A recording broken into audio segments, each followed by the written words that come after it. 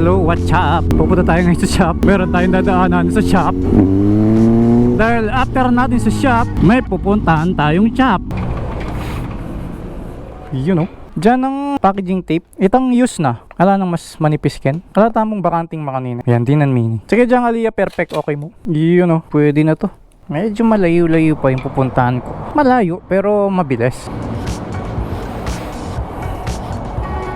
May dalawa akong good news sa inyo eh.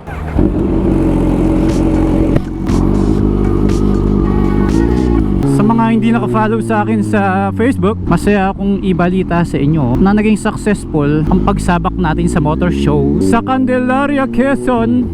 Mainit yung pagtanggap nila sa atin ng mga followers natin. Sobrang daming tao talaga. Kung mapapanood ninyo yung video, grabe. At saka yung bombahan, oh my god.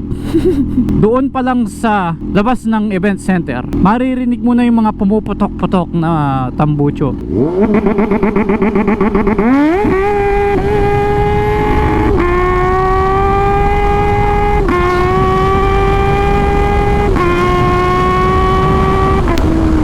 Tapos nung nag-awarding na, nakakuha po ng siyam na trophy si Reader.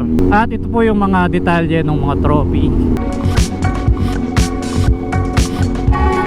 Swerte tayo dyan sa event na yan, ano? Pero hindi laging ganyan. Nakita nyo naman sa NGO. Although hindi pa nakalagay yung pangmadiinan na brake system natin, kaya medyo alam mo na, pang entry level yung ating motor pagdating sa pro category dun sa NGO. Pero ngayong nilagay natin yung pangmadiinan na brake system, kahit pa paano nakasabay tayo. Hindi ko naman sinasabing pinakasagad na yung brake system na nilagay natin, pero at least nandun na tayo sa nakakasabay lang. Ngayon kung pareho kami ng brake system, magkakatalo na lang sa build, sa tayo ng motor at yung linis ng pagkakagawa. Grabe kung ano tinagal ng red light, ganun din pala katagal yung red light dito. Pagkatapos nung motor show sa Candelaria, natulog muna kami sa tropa na tiga Batangas, at kinabukasan pumasyal kami dun sa lugar ng isang tropa na may MX truck. So nakita natin dun yung mga tumatalon-talon. Yung mga magagaling. Tumubok din tayo pumasok kaso wala akong helmet, kaya hindi ko na tinuloy. Kumbaga test drive lang doon. Ang ginamit kong motor doon, Honda CRF 150. Nakakamiss tuloy mag off-road, no? Tsaka ang gaan ng CRF 150. Wala na kasi mga kalaro kong nag-o-offroading, kaya hindi na ako masyado nakakapaglaro. Nagtanong ako sa last video kung gusto ninyong i-upload ko yung mga videos ni Reader dito sa YouTube, kaya lang patayo yung format ng video. Okay lang ba yun? Kasi kapag patayo, blanco yung gilid, so nakatayo yung video. Para ka nanonood ng reels sa TV. Pero i-upload ko siya as day 1 to yung pinaka latest na video niya, which is yung sa Candelaria. Pero edited siya as one video. Putol-putol kasi yun eh. May video na 9 minutes, may 3 minutes, ganun. Para hindi nakakainip, direct to the point yung gagawin natin. Ngayon nga pala, pupunta tayo sa Sukat, Paranaque. Dahil kapag naglalapag tayo, tarpaulin yung nilalagay natin sa sahig ng motor. Pala ko sana bumili ng fake grass para malinis, tsaka sakto sa kulay ni Reader.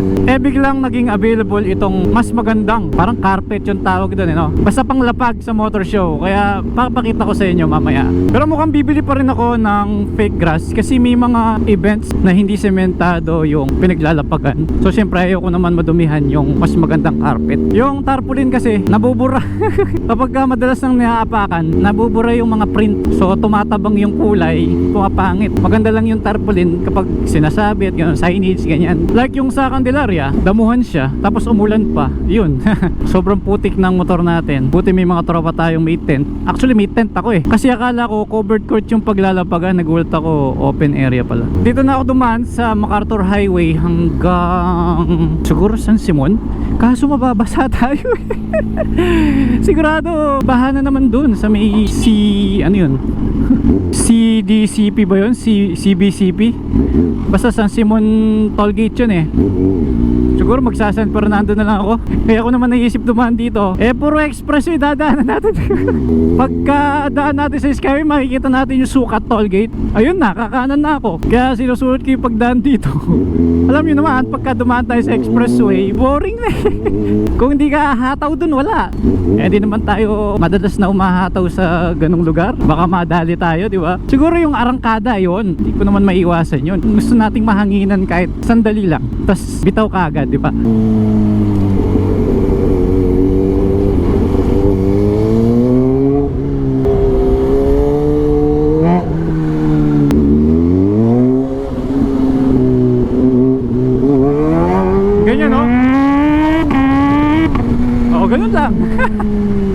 Sarap pa naman i-cambio quick shifter, tapos may sumisipot pa. Kaso mayroon ako nakakwentuhan, naka-ZH rin siya. Nasira daw yung supercharge niya. At alam nyo ba kung magkano yung singil sa kanya para magawa siya? 200,000 daw. Hindi ko lang alam kung pwedeng gamitin ng ZH2 na sira yung supercharge. Kano gas dito? 67. Tuloy-tuloy tumataas yung price ng gasolina. Pagkala sir, 2 beses itataas tapos. Kada isang linggo. Gano'ng kadalas yung pagtaas? Mas madalas yung pagtaas kaysa Dahil sa ata sa giyaran. ayo nga no.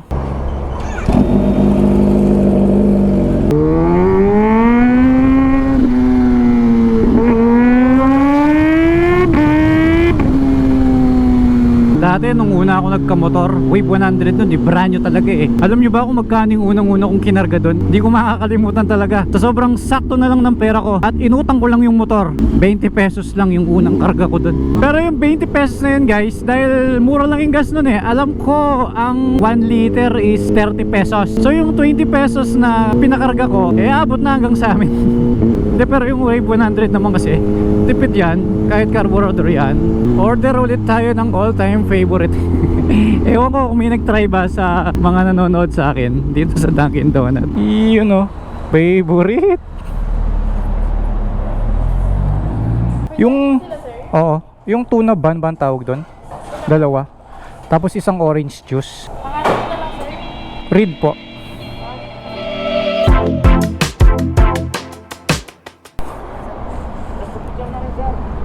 Thanks. Bigay mo na lang kay mama.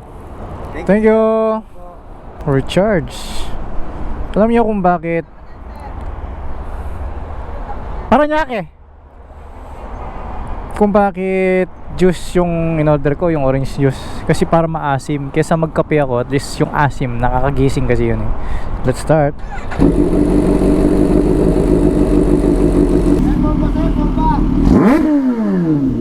Okay, exit sukat. Siguro yung biyahe ko hanggang dito mga isang oras din. Hindi kasama yung pagkain ko no. Napost ko nga sa Facebook yung spelling ng pangalan kong nilagay nung cashier is RID as in read. Ngayon pinost ko wrong spelling po ma'am, sabi ko. Ang daming natuwa. Tapos nakita nung mga staff sa loob ng Dunkin Donut. Lumabas sila tapos nagpa-picture sa atin. Tuwa sila eh. Ito pupuntahan natin, parang warehouse siya eh.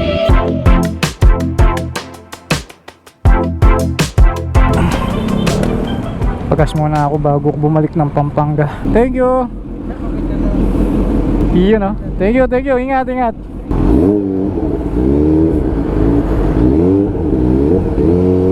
Medyo nalilito ako guys ha. Skyway, itong linya na to. So may pa SLEX banda doon no. Pabalik tayo Pampanga eh. So alin dyan yung akyatan natin ha.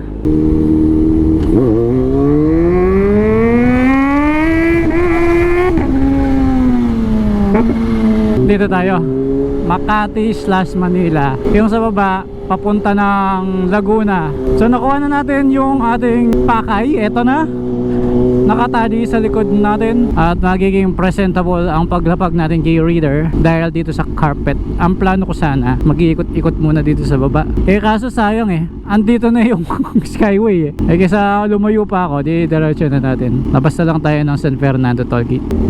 Yun oh, busy sa baba oh. Ito nga palang carpet na to is worth 8,000 pesos. Okay na to, may tatak, pang lapagan talaga. Dahil holiday bukas, itong araw na binablog ko to kaya ang daming bumabalik ng probinsya. Tapos sumabay pa yung eleksyon sa barangay. Katamang tama lang pala na dumaan tayo sa expressway tsaka sa skyway para maiwasan natin yung volume ng mga sasakyan na bumabalik sa norte. Iniisip ko nga kanina na pumunta na lang ng Batangas muna para ma-check yung motor natin kasi si reader nagpalit ng black. So pinalitan natin yung ating stock into CNC 66mm black at pinamasin shop yung kanyang piston piston para malagyan ng valve packet. Siguro ganun talaga yung design ng mga aftermarket piston na idodome nila or walang valve packet para tayo mismo ang mag-adjust kung anong sukat ang gusto natin, no? Madali naman ipamasin siya basta dala mo yung stock. Yung valve packet lang ng stock ang gagayahin, maliban lang kung mangangarera ka, medyo babaguhin mo ng konti yung sukat.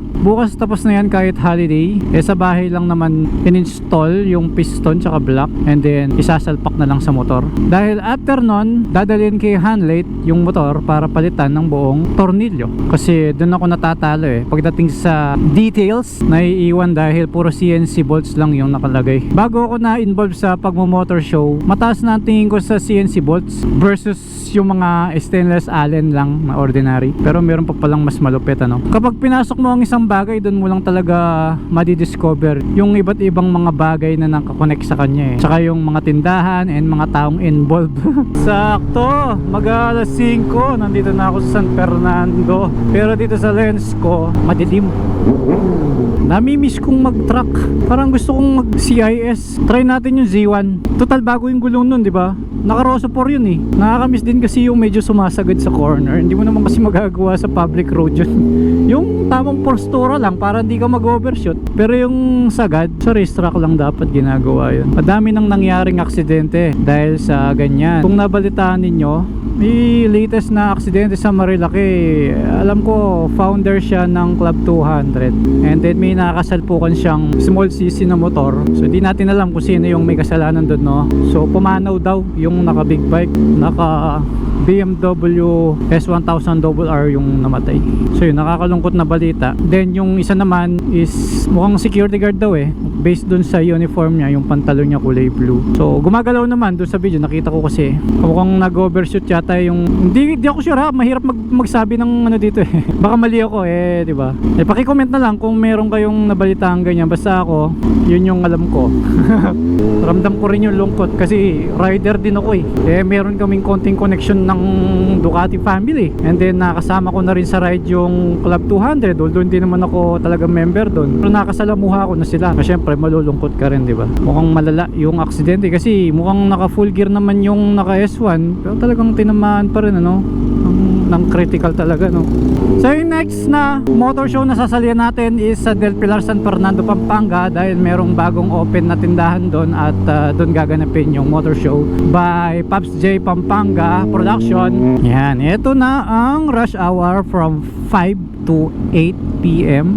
Kaya hindi pwedeng hataw-hataw dito, maliban lang kung ganyan. Yan, open. Pero dito sa MacArthur, maraming kanto kasi hindi tayo pwedeng magsugal. Ako excited na ako dun sa motor ko kasi bago yung black. Makikita ko yung makina ko niya na pure setup. At sakto sa November 11, may lalapag natin siya ng presentable gawa ng may carpet tayo. Di pa kaya nalaglag? Ayun, safe. Nakapako pa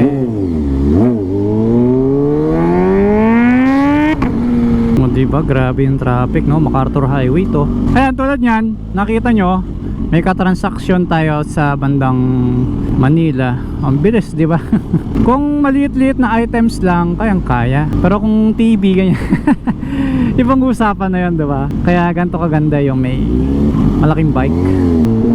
Hala, may McDo na dito. Yung settings natin sa GoPro nga pala, kung di nyo na itatanong, Super View ito.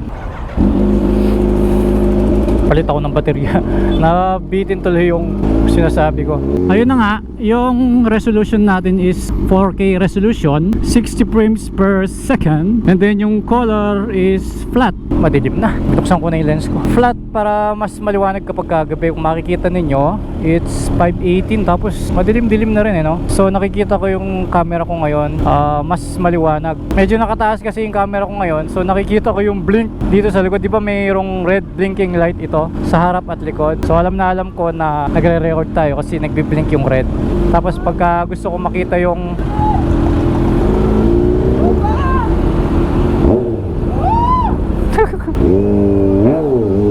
doon nga pala sa pinaplano nating D-Max, ang sabi nila yung pinakamababang model daw ang bibilihin. Ang problema pagka pinakamababang model ang kukunin, so low tech yan. Baka manibago tayo kasi yung next gen Ranger natin is high tech.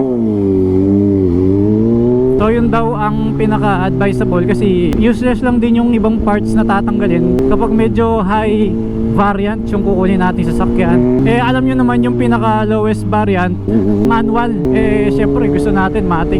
Ayun guys, nasabi ko na sa inyo yung next motor show natin. Pasyal po kayo doon sa Del Pilar, San Fernando, Pampanga. At para malaman yung exact location, check nyo lang po yung Facebook account ni Pops J Pampanga. Hindi rin ako sure kung saan banda doon kasi first time ko lang din. Alright guys, hanggang dito na lang. See you next vlog. Wait for speed.